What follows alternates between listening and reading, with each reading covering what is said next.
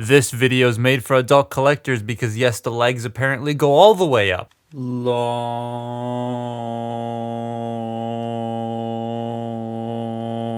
prime. Bro, why are you this long?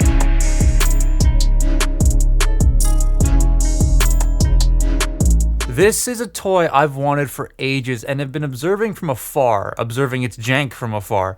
But now that I have it in hand, I can observe said jank from up close. This is Takara Adventures / RID2015 TAV-21 Optimus Prime, serving as sort of a leader class prime for the line, kind of. But look at how long this dude is. I can't go anywhere without talking about how long and tall bro is. He's like 80% shin. And in the show, he was very much legs, but not this much legs. This is to facilitate the gimmick in the alt mode, but also just the mass shifting the animation model did in the show. Okay, before I go any further, this video was brought to you by Buy. They're a proxy buying service that allows you to buy anything from Japan that wouldn't ship outside of Japan. There's loads of stores on their site to choose from. I mainly use Yahoo Japan, but I got all this for less than 400 Canadian dollars. Bro, I got Cloud Hell Warp for 50, this Prime for 50, and 25 bucks for the Lego Ninjago Dragon. Like, damn. I even got this sick ass watch for 20 bucks. There will be a link in the description below and a 10% off sign up bonus. Just please make sure you budget for shipping. It can be cheap once you get into the checkout place and you actually see what the shipping prices are. But the more you add, the more it goes up. The slowest shipping on this stuff was about 35 bucks. So thank you very much for sponsoring today's video. Now back to the actual toy. The colors are nice, though for a Takara figure, there's a surprising lack of painted parts. Granted, in the show, he's pretty much just this color, but I'm still surprised Takara didn't make the gray like a bit silver or add a couple more bits of black where needed. Though what's here is nice enough. The head looks just like RID2015 Prime. I've got no complaints there. But the stability of the chest, I have complaints with. If you see here, the shoulders have to tab into the chest plate and into the torso, but the tabs aren't the most secure things in the world. And I've noticed while messing with it, given the right angles, they'll just come out. It's pain. And the legs also present stability issues. I know, right? 2 Empire State Buildings for legs having issues. Well, number one is those hollow bits can be kind of ugly. It's for the trailer gimmick, so I'm okay with it. But yeah, it's a big open space. I can see people getting annoyed with it, but you can store other toys in there. Number 2 is my figure's loose joints out of the box. This was sealed, but the hips and knees need to be tightened. I can do that later. They're on screws. That's not a big issue. But it's the feet. The feet are on an armature and a series of hinges and a swivel, and they're kind of small that at any point he will just fall over due to all that movement in there, and that nothing really solidly clips into place. Like if you go slow and work with it, it's fine, but there are times where it just gets annoying and like something will come undone and he falls over. One of the main draws to this Prime is that it comes with more accurate weapons for some of the warriors.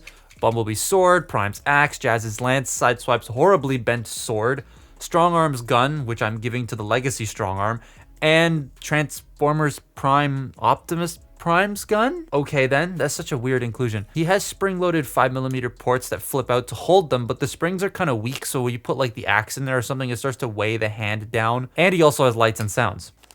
Alright, noises time. Switch on the back. Press the button here. And he shits the bed.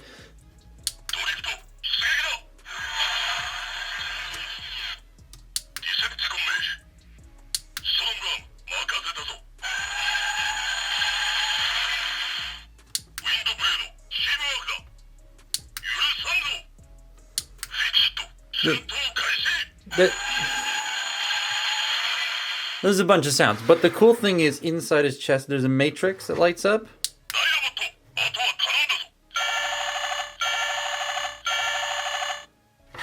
Which is pretty neat, but I'm turning him off now because he's gonna get annoying.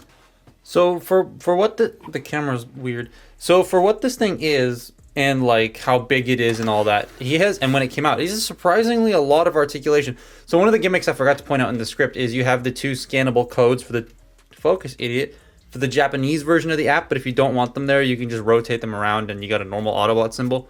That's cool. These don't work on the American app, just the Japanese one.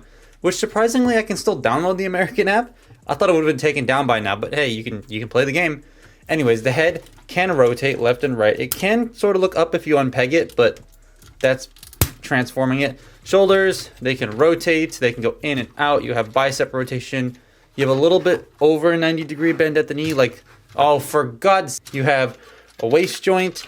Hips can go forward, they can go back, they can go in and out. The hip skirts can open to go out that far. You have thigh rotation. You have a little under 90-degree of bend at the knee. Then the ankles can go forward. There we go, forward. They can't go back. You have a tilt and a swivel. And all of that just kind of makes his stability a bit wobbly at times. So, and also because of the loose hips, he does the splits with me just tapping the top of him lightly, and then his door's open. So the stability is my biggest sort of gripe with this toy. Because this entire thing is hollow, it makes it difficult. And then on top of that, that chest thing where this just comes out is, it clips in here, and it comes out. It's very annoying. So that's the long boy. It's okay. That's about as much I can say for it. All right, let's make him a giant truck. So the first thing you want to do is you're going to want to fold the head back. The best way to do it is to do the upper body first and then get to the lower body, at least I found. So we're going to take the shoulders and unpeg them because they're going to want to do that anyways. Like that. Then you bring these smokestacks back like so. Fold the wheels forward. Bring the smokestacks, oh no, leave them there, sorry. Bring this up. Now when this hood goes up, this windshield is supposed to rotate by itself. It doesn't on my copy. I have to do it manually. Though when I pull this back, that works. It just doesn't work the other way. I don't know. It was like that right out of the box. So I guess that's just an age thing. But once you have all that done, now we're going to work on the legs. Let's get the arms sort of like out of my way here. And get to the legs. So the first thing you're gonna want to do, take these, pull them around like that. These are gonna get annoying. Then you want to open the giant doors on the front, take the feet, get them out of the way. Then we're going to peg the entire lower assembly together like that, and bring the door for the trailer out. Wow! Oh, come on, peg in. There we go. Then rotate the waist 180 degrees and shift this up like that. Then we want to take the arms and just sort of bring them down like that. You're going to rotate at the shoulder 90 degrees, and then these will peg into the underside of the trailer right there. And then you have to like find the tabs. This part becomes extremely annoying to do. Just gotta, there we go, plugged it in. Do the same on that end. Get the wheels out of the way because they start to get in your way. Move. Oh, for crying out. Okay, that's in. Then you take this and this will tab in to the shoulders. Like so. And it will permanently just sit at an angle. There's nothing I can do about it. There's nothing I've been able to see anybody else do about it. They just don't peg in properly. Then you open these sections up, bring that out like so. Take the roof, fold it down, bring this in, and just get it all into place here. The windshield's fallen. Then you peg all this together like that. Close this section up, bring this around. This will peg in as well to something inside there. And then close this up, peg it together, bring the loading ramp up at the back. And there you have, oops, there you have truck mode. That is a pretty sweet truck. The first draw to this is those metallic blue outlines on the wheels. I love that. And the big swooping red stripe on the side of the trailer is fabulously clean, though the cleanliness is kind of lost between the trailer and the cab just due to how it transforms. And I wish the smokestacks were a different color, but painting a rubber like this that's this thin would just flake off, so I get it, safety first and all that. But the biggest draw to me is, well, you can plug all the weapons into the multitude of 5mm ports all over this guy, but it's the fact that he is a fully contained truck trailer transformer thing that can hold deluxes, so long as they aren't needle nose. His trailer opens and you can slide deluxes and warriors into that. That is very friggin' sick. And you can open the top part to give more access to the figure inside and act as sort of like a repair bay. The truck itself is definitely the standout for me. This is the best part about this toy. It's actually how I'm probably going to end up displaying it. I love this thing.